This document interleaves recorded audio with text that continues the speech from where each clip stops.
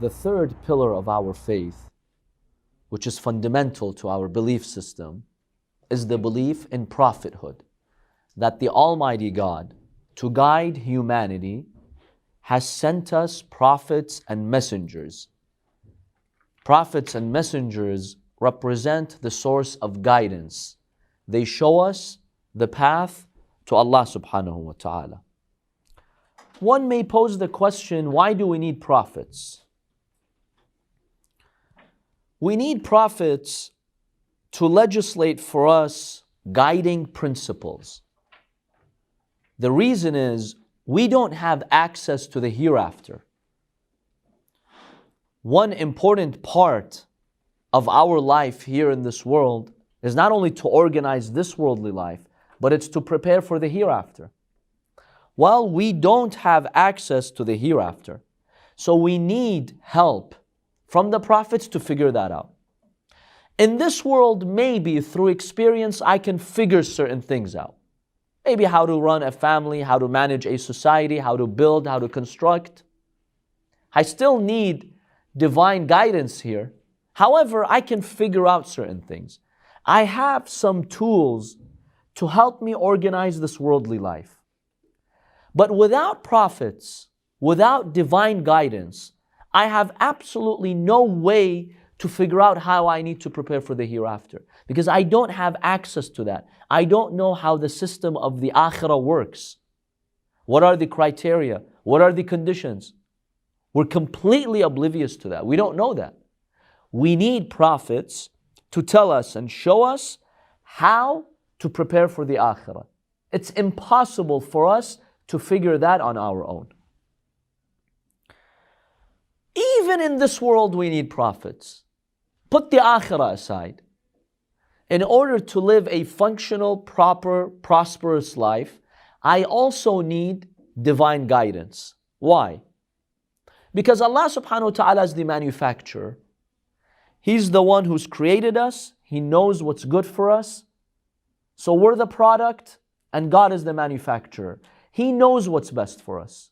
He knows what works for us, what harms us. And hence Allah subhanahu wa ta'ala has legislated laws that are appropriate for us. So God knows the best way for a human being to live.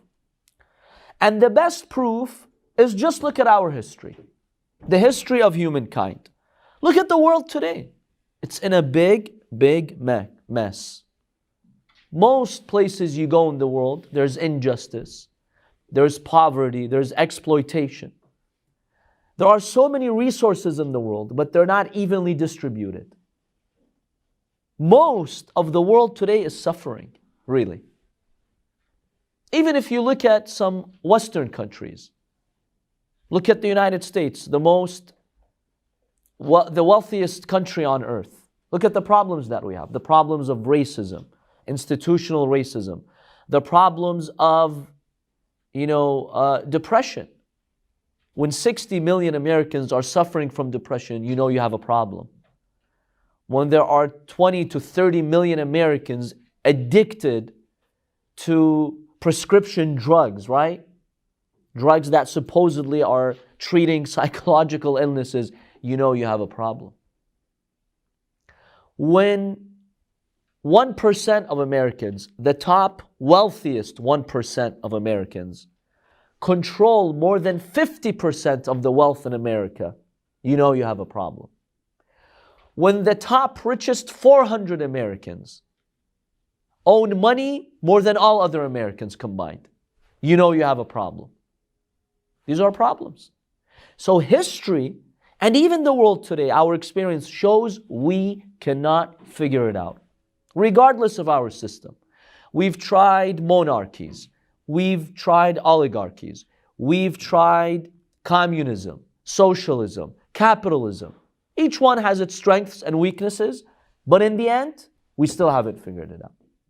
We still have problems in most part of the world, which shows us we cannot do it ourselves. We need divine guidance. If we implement the teachings given to us by Allah subhanahu wa ta'ala, we would not have any of this. And all those countries who claim to be following the path of prophets, it's just a claim. When you examine their track record, they're not abiding by those laws. So we need prophets to actually guide us not only to the hereafter, but also to have a proper life here in this world. One reason why there is ghaiba, the absence or occultation of Imam al-Mahdi ajjalallahu ta'ala farajah, there are a number of reasons. One reason is to demonstrate to humanity that you cannot figure it out on your own. You need leaders appointed by Allah subhanahu wa ta'ala. Because what happened in history? God sent us leaders, people did what to them? They killed them, one by one. They were massacred. That means people said, we don't want you, we'll figure it out. That's what people did. Allah says, okay, you think you can figure it out? Go ahead. 11 centuries have passed since the absence of the Imam alayhi salam. Have we figured it out? See what has happened in the last millennium. The crimes, the atrocities, the oppression and the injustice.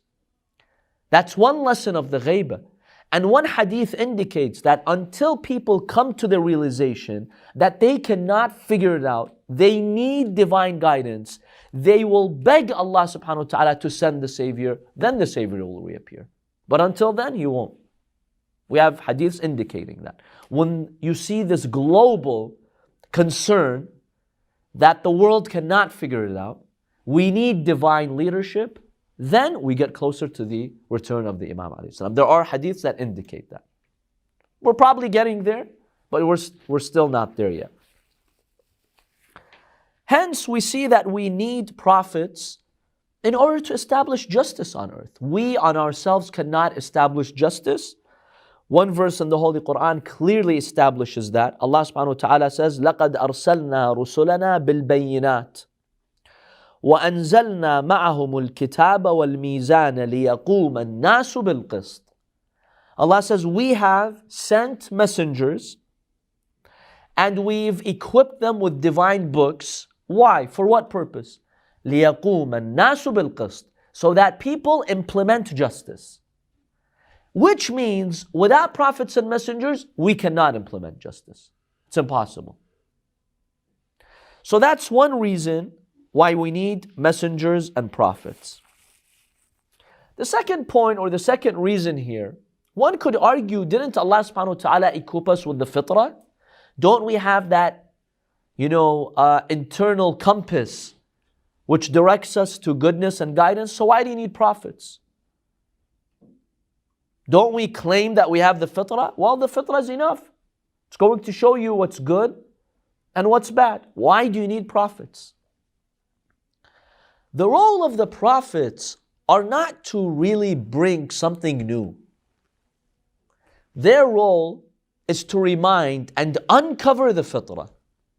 In Nahj al-Balagha, Imam Ali ibn Abi Talib alayhi salam, in describing the role of prophets, he says, لِيُثِيرُوا لَهُمْ دَفَائِنَ الْعُقُولِ.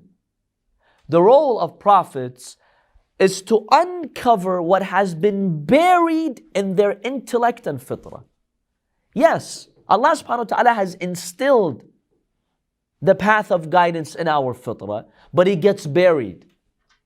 There are things that block the fitrah. Whether it's your upbringing, whether it's your society, whether it's your sins, whatever it may be, whether it's lack of knowledge, all these factors they cover the fitrah, they bury the fitrah.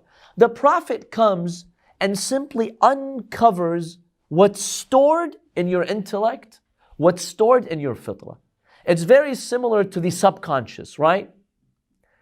Most of the decisions we make, most of our actions, most of our thought processes are a result of not the active thinking that you do in your conscious mind. It's a result of what has been stored in your subconscious mind. So really, when you make a decision, it's not an instant decision that you're making. It's really based on what's stored in your subconscious. Same idea here. When it comes to the prophets uncovering the fitrah. Yes? Isn't there a hadith to that effect from the Prophet himself where he says, I'm the outer